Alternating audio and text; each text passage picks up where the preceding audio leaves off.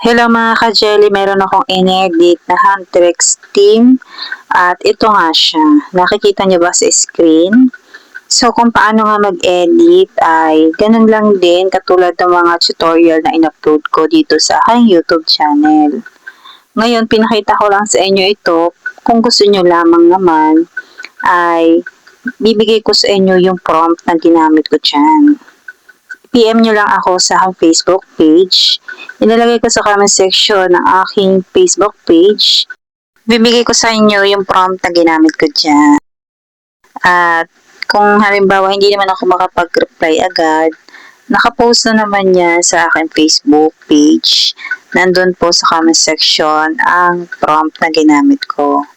So, ilalagay ko rin po dito sa mismong video, dito sa YouTube channel, sa description box, ang prompt na ginamit ko dyan. Copy nyo na lang. At sa mga hindi nga makapag-copy dito sa YouTube, pumunta lang sa Facebook page ko. Nakapost po yan sa aking Facebook page. Yung prompt ay nasa comment section. Pwede nyo rin naman akong i-PM pero minsan kasi hindi ako nakakapag-reply agad kasi may ginagawa din naman ako.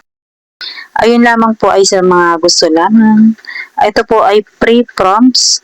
Wala po itong bayad. Okay? So yun naman. Thank you for watching.